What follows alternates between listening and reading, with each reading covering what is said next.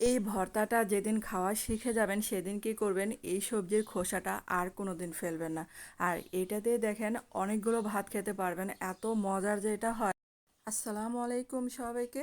আর এটা মানে বাসায় বানিয়ে সবাইকে এই ভর্তার একদম ফিদা করে দিয়েছি, কারণ হচ্ছে এই ভর্তাটা দিয়ে মানে সবাই প্রথমবার যখন খেলো বলল যে আর কখনো এই সবজিটা কিনে খোসা ফেলবে না।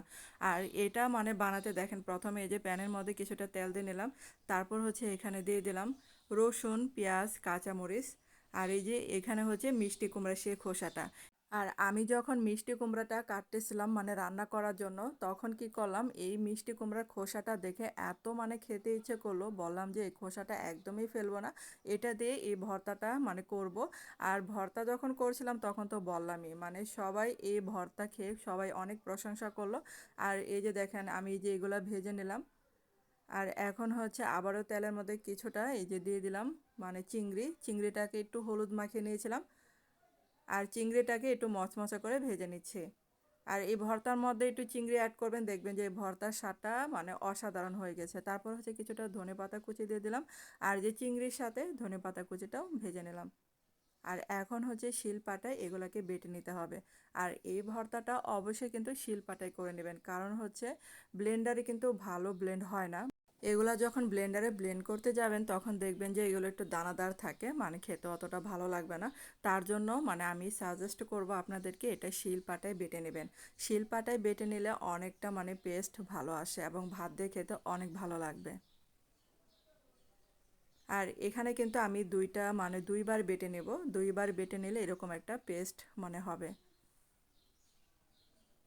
আর বন্ধুরা, আপনাদের কাছে ছোট্ট একটা রিকোয়েস্ট, যারা আমার চ্যানেল আজ প্রথম ভিডিও দেখছেন কিন্তু চ্যানেলটাকে সাবস্ক্রাইব করতে ভুলে গেছেন, প্লিজ তাদের কাছে অনুরোধ রইল চ্যানেলটাকে সাবস্ক্রাইব করে আমার পাশে থাকতে পারেন।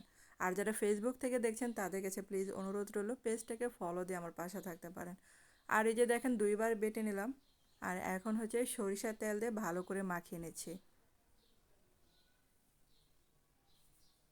আর এই যে এখন একটা প্লেটে তুলে নিলাম, তো হয়ে গেলো কিন্তু মিষ্টি কুমড়ায় সেই খোসা ভর্তাটা। আর এই ভর্তাটা যেদিন খাবেন সেদিন বলবেন যে আর কখনো মিষ্টি কুমড়ার খোসাটা ফেলবেন না।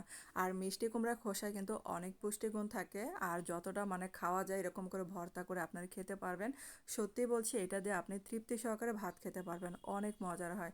এই যে আমি গরম ভাত নিয়ে বসে পড়লাম, এখন হচ্ছে কিছুটা সরিষার তেল দিলাম, আর সাথে এক টুকরা লেবু, আর কিছু লাগবে না। এটা দিয়ে দেখবেন আপনি অনেকগুলো ভাত খেয়ে ফেলবেন, এত মজার মুখ। আর কারা কারা এই ভর্তাটা এভাবে করে খেয়েছেন তারা কিন্তু অবশ্যই আমাকে কমেন্ট করে জানাতে পারেন, দেখতে চাই কারা এরকম করে ভর্তা করে আগেও খেয়েছেন। আমি নাকি নতুন, তো অবশ্যই জানাবেন কমেন্ট করে। আর এই যে দেখেন আমি কিন্তু পুরোটা ভাত খেয়ে ফেলেছি এই ভর্তাটা দিয়ে। তো ধন্যবাদ এতক্ষণ আমার ভিডিওটা দেখার জন্য।